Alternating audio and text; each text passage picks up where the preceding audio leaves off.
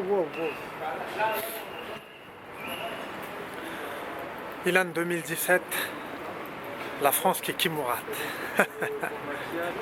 Wow, wow, wow, ils sont déjà rentrés. Purée, j'ai cru que j'allais faire une entrée fracassante, tu vois. Genre tout le monde allait se lever et tout. Ils sont pas là. Putain, j'ai pas d'amis en fait.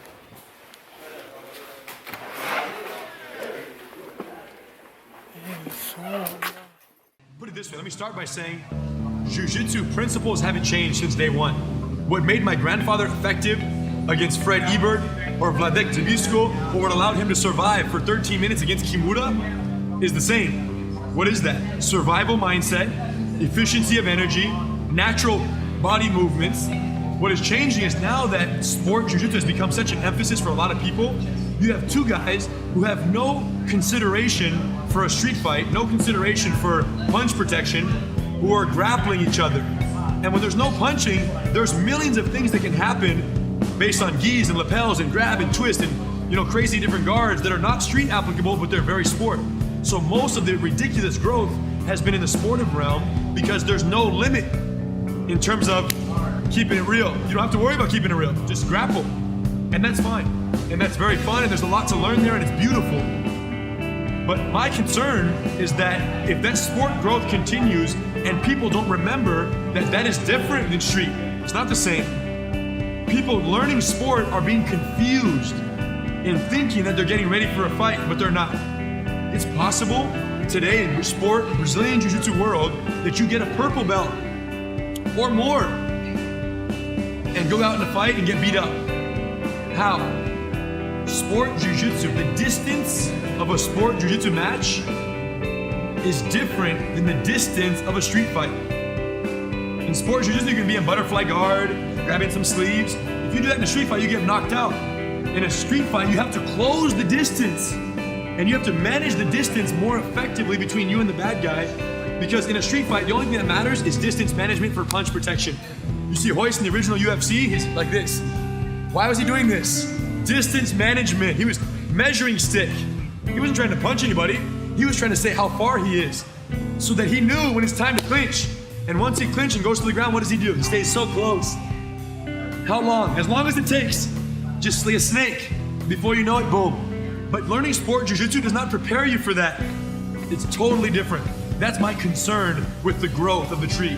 So do you think that at some point the sport of Jiu-Jitsu and competitive level will actually take over the core of Jiu-Jitsu that your grandfather? No, it's not as long as I'm alive. As long as I'm alive, street self-defense Jiu-Jitsu will always exist. Because that's what that's what Gracie Academy is 100% dedicated to, is the preservation and perpetuation of the Jiu-Jitsu that can be used to beat bigger guys in real fights. Now you know what's crazy? Is why did you show up to learn Jiu-Jitsu to begin with? When you first went, when you first said, I want to learn that, what was it? What did you see? What did you see that made you want to learn though? The smaller guy beats up the You big saw guy. Royce do his thing. Right. You saw a little Royce go in there and beat the giant. Now what's crazy is that that's what the whole world wants to learn. When they walk in those doors, they're not coming here to earn a point. They're not coming here to fight someone their same size. Right. The reason someone shows up, and this is not just for Jiu-Jitsu, this is for any martial art. The reason someone shows up to a martial arts school is for martial combat preparation. Of course, the fitness is good, the camaraderie is good, and the sport is fun. But those are byproducts. The reason someone shows up is so they don't get beat up. Because you know and I know that when you can't get beat up, you feel invincible.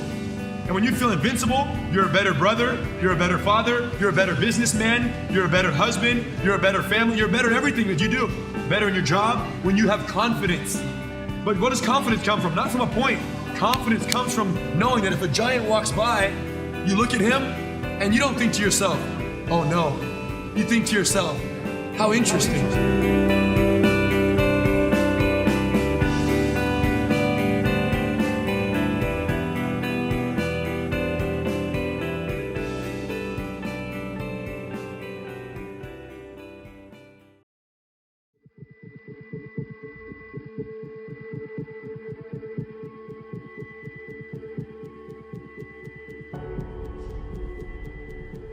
Hi, I'm Ricardo Almeida. I've been a black belt for almost 20 years now. Black belt on the hands of Gracie. Started training at Gracie Barra back in 1992. I started training jiu-jitsu because my dad wanted me and my brother to learn how to defend ourselves. As a boy in Rio, you're gonna end up fighting someone one way or another, or you're gonna get pushed around. So he wanted us to feel comfortable defending ourselves.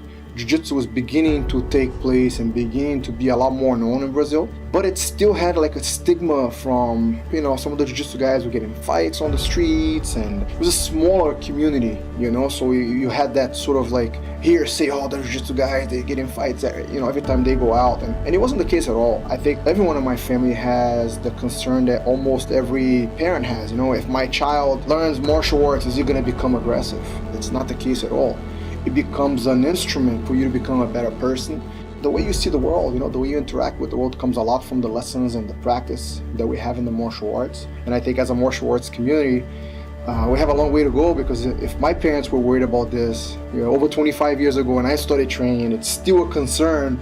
How come we're not doing a better job educating the people who don't train that this is amazing, that this is incredible? Well, how come parents are still more comfortable bringing kids to soccer instead of jiu-jitsu or other martial arts, when martial arts offer benefits above and beyond, just the physical benefits that, let's say, a soccer or a baseball practice?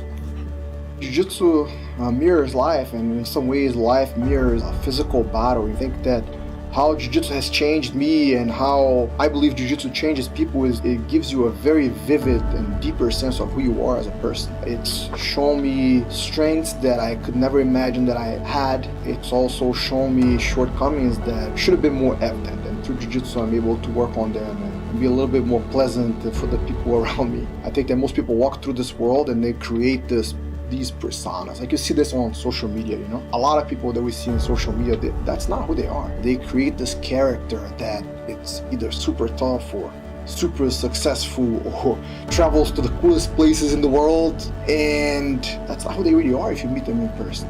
They're not that interesting. They don't really have much to say with substance. Most people, social media or not, like we create like these fake characters that in some ways allow us to go through life a little bit safer. And with jiu-jitsu, it's the opposite. You embrace confrontation, and you embrace discomfort, and you embrace coming up short, and you work from there.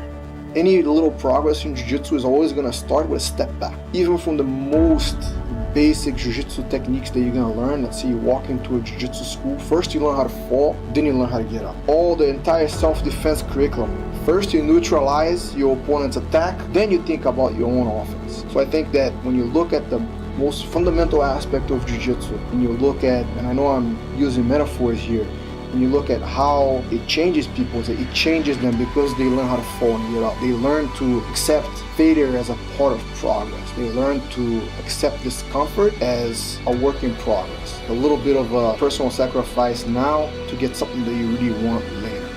We all get a deeper sense of who you are, and we learn our weaknesses and we try to remove them, and we improve on our strengths, and we just help the people around us achieve the same goals that we have, and that's kind of how we all move forward.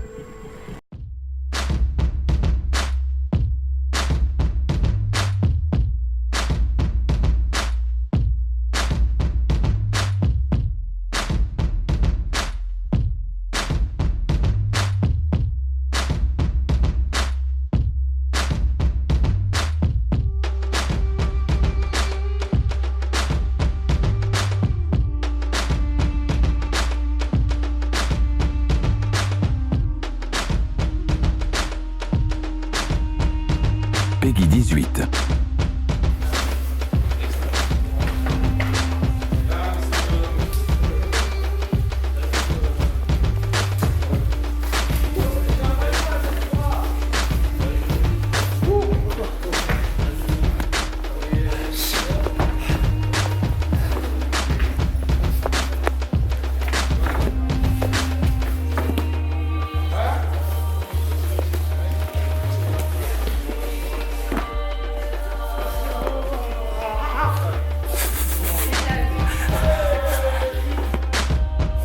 Un ami.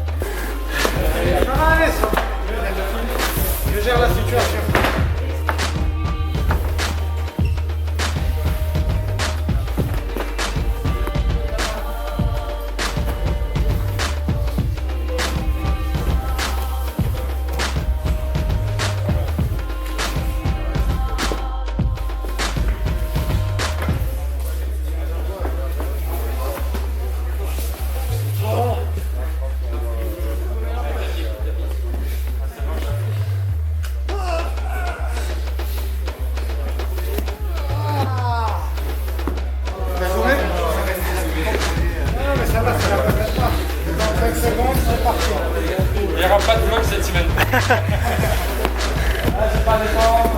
c'est vrai. Ouais, ouais.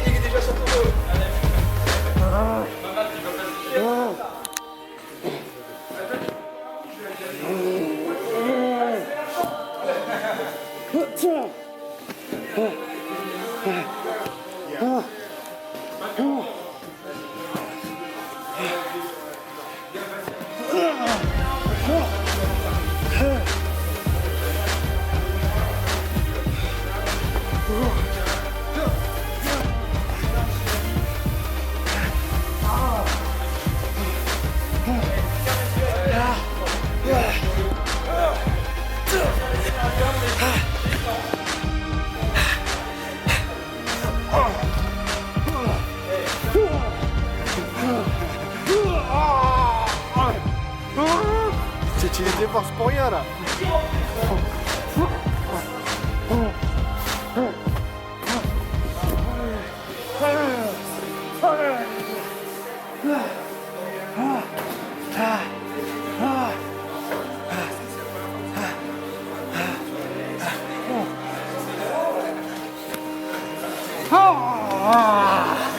C'est ça, c'est dedans.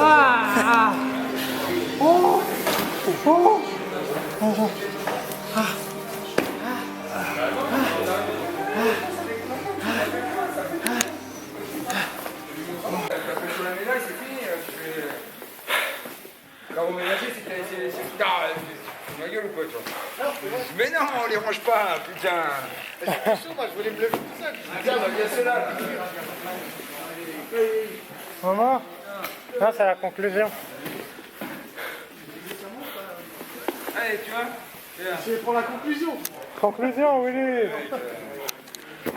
Il faut conclure, non? Oh, t'as pensé quoi de mon match là? T'as fait des bonnes choses ou c'était une boucherie? J'ai pas eu le temps de Dylan voir des Dorfel. bonnes choses en fait. Une boucherie intergalactique.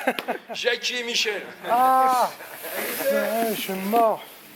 Bon, merci. Likez la vidéo, likez la page et compagnie. Hein. Allez, salut. C'est filmé. Mais il y a des preuves. Il y a des preuves. Attention.